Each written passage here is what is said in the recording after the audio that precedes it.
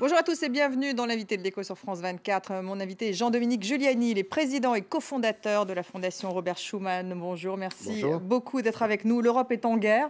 Vous avez écrit dans une tribune, Jean-Dominique Giuliani. Alors en guerre contre qui? En guerre contre l'organisation de l'État islamique ou en guerre contre le terrorisme? Je m'interrogeais pour savoir si l'Europe est en guerre, parce que le président de la République française a déclaré que la France était en guerre, mais je constatais aussi que aucun chef d'État ou de gouvernement européen n'a prononcé le mot. Et donc, Sauf François Hollande. sauf François Hollande. Donc la France s'estime en guerre. Je crois que le mot est un peu rapide, même si incontestablement c'est un combat que nous devons mener dans la durée contre le terrorisme et ces actes absolument épouvantables qui se sont produits à Paris, mais on ne sent pas l'Europe en guerre. Et c'était justement l'objet de mon interrogation. Et vous le regrettez? L'Europe On devrait regrette... être en guerre aujourd'hui? Non, je constate seulement que l'Europe a été faite pour la paix, elle a quand même réussi à le faire, mais qu'aujourd'hui elle est confrontée à la question de la guerre et qu'elle est complètement prise au dépourvu à un moment où elle était déjà un peu en difficulté avec la crise des dettes publiques, la crise La économique, crise des etc. réfugiés. Et la crise des réfugiés. Donc c'est un très mauvais moment pour l'Europe et de sa réponse dépend en réalité ce qu'elle va devenir. Est-ce qu'elle est capable d'affronter une situation de cette nature sans déclarer la guerre à tout le monde, ce qui n'est pas dans sa nature? Ce n'est pas un empire, l'Europe, ce n'est pas un empire conquérant, ce n'est pas une puissance au sens traditionnel du terme, c'est même peut-être un peu l'inverse. Moi, je pense qu'elle est plus moderne que les puissances traditionnelles. Pour être très franc, plus moderne que ce que les États-Unis ont pu faire en Irak ou en Afghanistan, ou ce que la Russie essaie de faire parfois à ses frontières, c'est-à-dire la guerre traditionnelle. Donc nous avons des atouts particuliers, mais pour autant, nous devons apprendre aussi à faire usage de la force, à montrer notre détermination. Et là, on voit bien que l'Europe a des difficultés. Il faut beaucoup de coopération. Lorsqu'on écoute Jean-Yves Le Drian, le ministre de la Défense français, il évoque lui un ennemi à deux têtes, un État en constitution, donc c'est bien sûr Daesh, l'organisation de l'État islamique, et puis la guerre du champ de bataille, donc ça c'est la guerre du champ de bataille, et puis la guerre de l'ombre qui est la guerre contre les terroristes. Alors comment l'Europe peut-elle faire front face à ces deux guerres?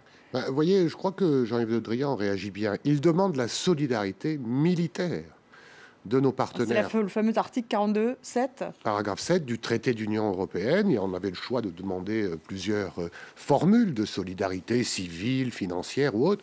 Il demande que la France ne soit pas la seule à se battre à l'extérieur pour protéger en quelque sorte l'Europe et ses valeurs aussi et ses intérêts. Et la réponse, pour l'instant, il n'y a que l'Allemagne qui a dit qu'elle allait envoyer 650 soldats au Mali. On en est là. Non, je pense qu'il y aura des réponses concrètes, mais la mesure de ces réponses va donner aussi le sentiment et la réalité de ce qu'est l'Europe. Est-ce qu'elle est capable d'utiliser et de durcir un peu son soft power?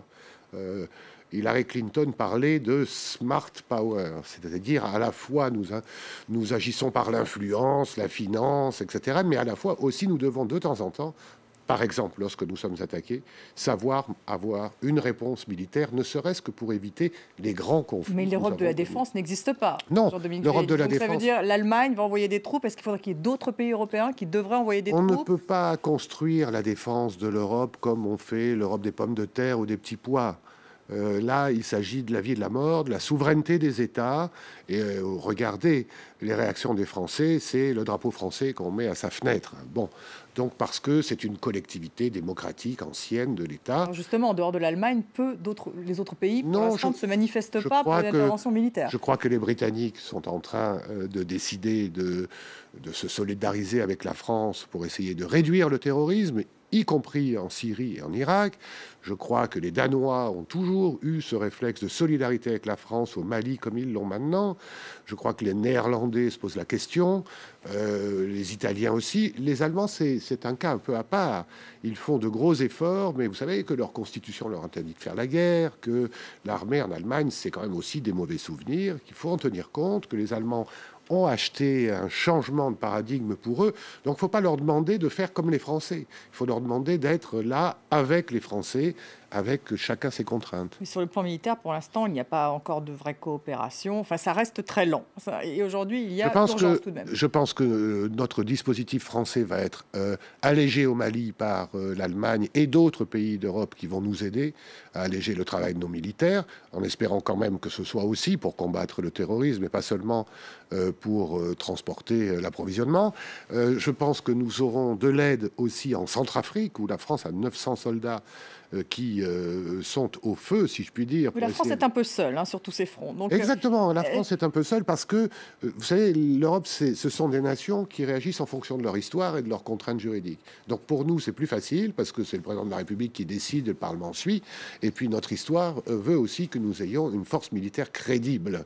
Ce n'est pas le cas de tous les pays d'Europe, il faut en tenir compte. L'autre guerre, cette fameuse guerre de l'ombre dont parle Jean-Yves Le Drian, alors c'est justement ces djihadistes européens, français, belges, européens, qui évidemment vont d'un pays à l'autre sans difficulté. Ça, ce sont les accords de Schengen sur la mobilité justement des peuples en Europe. Alors le député Alain Lamassoure lui affirme que les outils existants en Europe sont sous-utilisés. Il dit que le fichier Europol n'est alimenté que par 5 États, que finalement il y a 2000 djihadistes européens seulement sur les 5000 qui ont rejoint la Syrie qui figurent sur ces fichiers de Schengen, sur ces fichiers informatiques. Pourquoi de telles défaillances, Jean-Dominique Giuliani? Est-ce que c'est là qu'il faut agir? Oui, vous avez raison, bien sûr, mais enfin, il n'y a pas de frontière entre les banlieues du nord de Paris et le centre de la ville. On a aussi ce problème-là au sein de nos États membres, premièrement. Deuxièmement... Ça dépasse la logique nationale. Absolument.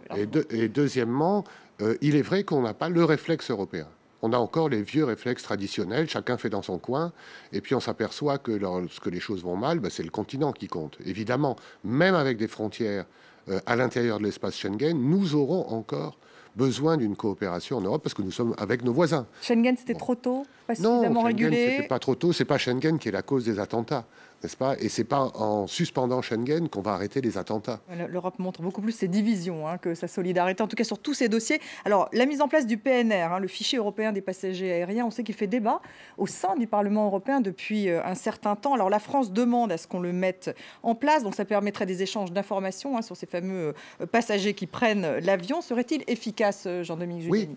Oui, il serait efficace. Voilà un sujet sur lequel la Commission européenne a été parfaite. Elle l'a proposé. C'est le Parlement européen, y compris les députés français, par exemple d'extrême droite, ou même socialistes, qui ont refusé de le voter au motif qu'il fallait protéger les données personnelles. Voilà.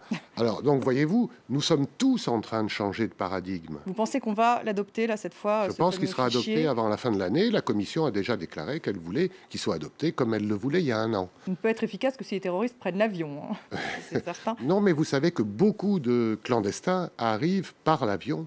Ce sont des touristes qui ont un visa de tourisme et qui restent sur le territoire. Donc, il y a aussi un vrai problème de cette nature.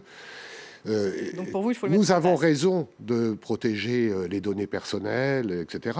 Mais nous ne devons pas être plus idiots que les autres et nous devons aussi faire face à un besoin de sécurité. Alors les frontières, toujours Frontex, c'est-à-dire donc ces frontières autour de l'Europe. Frontex, cette agence débordée par la question des réfugiés qui demande déjà depuis plusieurs mois du renfort.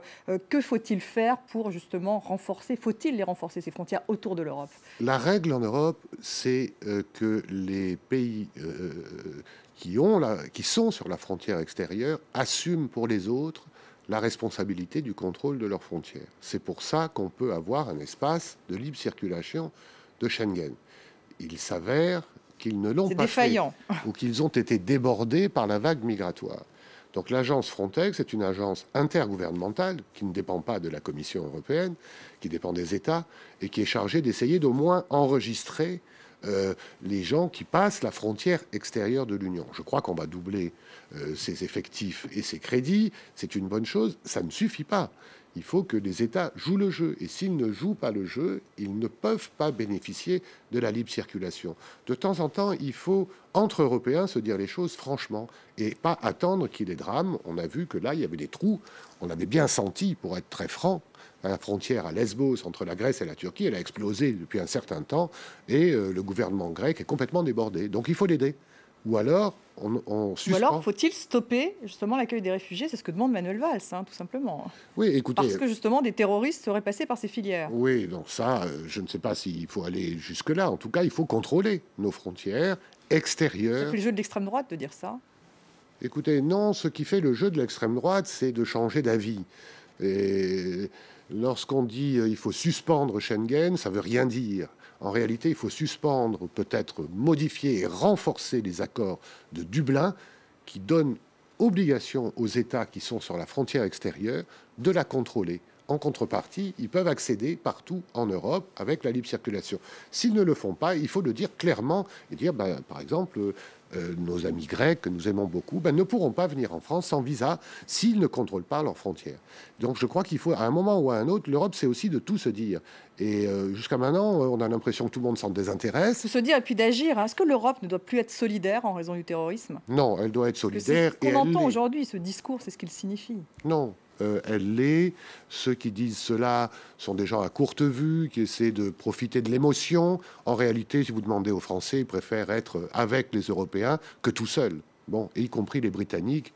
J'espère que nous le verrons l'année prochaine dans un référendum, plutôt que d'être isolés. Ils risquent de quitter l'Union européenne. Oui, mais moi, je prends le pari devant vous qu'ils ne la quitteront pas parce qu'ils ne veulent pas être isolés. Un mot sur la Turquie, le rôle de la Turquie ambigu à l'égard de l'organisation de l'État islamique. L'Europe va pourtant débourser 3 milliards d'euros pour l'aider à gérer ces réfugiés syriens. N'est-ce pas paradoxal? C'est totalement paradoxal, mais moi, ça fait longtemps que je pense que la politique de l'Europe, mais là, ce sont les chefs d'État européens, n'est-ce pas, les gouvernements qui laissent entendre que la Turquie pourrait rentrer dans l'Union européenne, que c'est une grave erreur. La Turquie est un monde en soi, c'est une grande puissance avec lequel... On réouvre ces négociations-là, d'ailleurs, en échange. Oui, c'est une grave erreur. Du fait qu'elle garde ces réfugiés. C'est une grave erreur parce que c'est une ambiguïté. Tout le monde souhaite qu'elle n'adhère pas à l'Union européenne, mais on fait comme si. Et d'ailleurs, les Turcs ne sont pas dupes, parce qu'ils ne sont pas idiots, ils ont parfaitement compris qu'on se moque un peu d'eux de temps en temps. En même temps, on leur demande de garder les réfugiés pour leur sol. Non, mais que nous les aidions, que nous aidions la Jordanie, que nous aidions le Liban à garder aussi les réfugiés, parce qu'ils font des efforts considérables, bien pires que les nôtres, n'est-ce pas? Ça, c'est une chose. Et que nous aidions la Turquie à le faire aussi. De là à lui dire on va rouvrir les négociations d'adhésion, je pense que c'est vraiment hypocrite. Merci Jean-Dominique Giuliani. Merci à vous de nous avoir suivis. Restez avec nous sur France 24.